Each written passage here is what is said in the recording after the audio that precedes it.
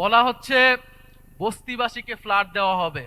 বস্তিবাসী flat চায় নাই আমাদের কাছে, আপনাদের কাছে। বস্তিবাসী চায় নিরাপদ জীবনের নিশ্চয়তা। বস্তিবাসীকে ঢাকা শহরে আজ পর্যন্ত যারা ফ্ল্যাট দেওয়ার অঙ্গীকার করেছে তারা বস্তি উচ্ছেদের পরিকল্পনা করেছে। তারা বস্তিতে আগুন লাগিয়েছে, বলা হয়েছে আপনাদেরকে ফ্ল্যাট দিব, আপনারা বস্তি থেকে উচ্ছেদ হন।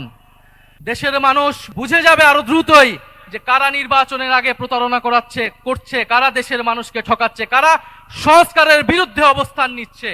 প্রিয় সংগ্রামী বন্ধুগণ, আমরা গণ অভ্যুত্থানের পরে যে আশা আকাঙ্ক্ষা নিয়ে রাজনীতি শুরু করেছিলাম, নতুন বাংলাদেশ গড়ে তোলার কাজ শুরু করেছিলাম, আমরা অনেকাংশে সেটা ব্যর্থ হয়েছি। আমাদের অনেক অসমাপ্ত কাজ রয়ে গিয়েছে। ইনশাল্লাহ এবারের নির্বাচনে 10 দলীয় নির্বাচনী ঐক্য বিপুল ভোটে জয়লাভ করে আমরা সেই অসমাপ্ত কাজ সম্পন্ন করব সবাই ঐক্যবদ্ধভাবে। কারণ আমরা ঐক্যবদ্ধ বাংলাদেশ, আমরাই বাংলাদেশ। প্রিয় সংগ্রামী বন্ধুগণ, দুই একটা কথা বলতে হয়। আমরা শুনছি বিভিন্ন কার্ড দেওয়া হবে, ফ্যামিলি কার্ড দেওয়া হবে, কৃষক কার্ড দেওয়া হবে। আমরা চাই কার্ড দেওয়া হোক, জনগণ সুবিধা পাক, কিন্তু এই কার্ড জনগণ পর্যন্ত পৌঁছাবে তো? 2000 টাকার কার্ড নিতে 1000 টাকা ঘুষ দেওয়া লাগবে না তো? তাহলে ঘুষ, চাঁদাবাজি সেটা যদি আমরা নির্মূল না করতে পারি, এই সকল সুযোগ সুবিধা কি জনগণের কাছ পর্যন্ত পৌঁছাবে? একদিকে বলা হচ্ছে কার্ড দিবে, আরেকদিকে ঋণ খেলাপিদেরকে সংসদে নিয়ে যাওয়ার চেষ্টা করা হচ্ছে, নির্বাচন কমিশনকে ব্যবহার করা হচ্ছে, আদালতকে চাপ প্রয়োগ করা হচ্ছে। ফলে কেমন দ্বিচারিতা? যদি প্রকৃতপক্ষেই জনগণকে সুবিধা দেওয়ার নিয়ত থাকে তাহলে কেউ ঋণ খেলাপিকে নমিনেশন দিতে পারে না। যারা ঋণ পরিশোধ করে নাই তারা সংসদে গেলে আপনার মনে হয় তারা ঋণ পরিশোধ করবে? আর এরা আবারও ঋণ নিবে, এরা আবারও টাকা লুট করবে, এরা আবারও টাকা পাচার করবে বিদেশে। আমরা তো এই বাংলাদেশ চাই নাই। আমরা তো সেই লুটেরাদের বিরুদ্ধেই গণ অভ্যুত্থান করেছি। পরে নতুন কোন লুটেরাদের আমরা ক্ষমতায় যেতে দেব না, বাংলাদেশের জনগণ তাদেরকে ক্ষমতায় যেতে দিবে না। সংগ্রামী বন্ধুগণ, বলা হচ্ছে বস্তিবাসীকে ফ্ল্যাট দেওয়া হবে। বস্তিবাসী ফ্ল্যাট চায় নাই আমাদের কাছে, আপনাদের কাছে।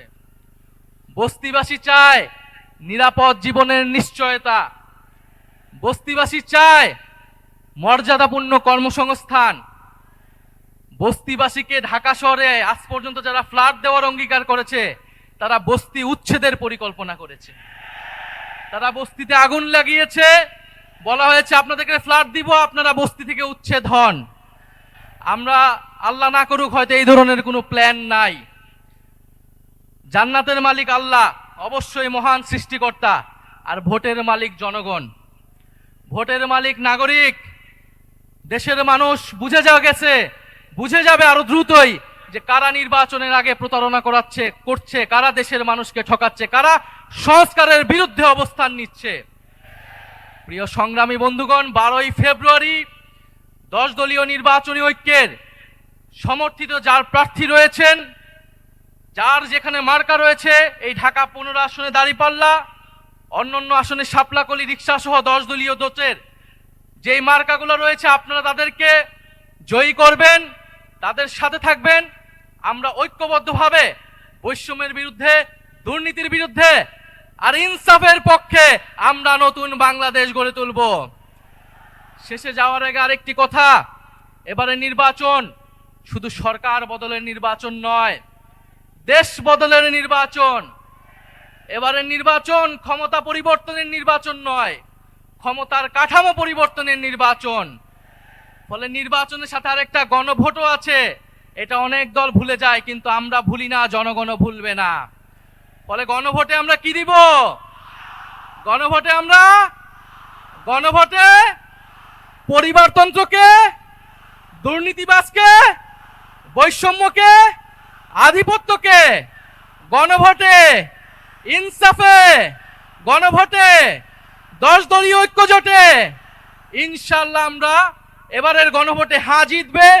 10 দলীয় নির্বাচনী ঐক্য জয়লাভ করে সরকার গঠন করবে এবং বাংলাদেশকে সামনের দিকে নেতৃত্ব দিবে।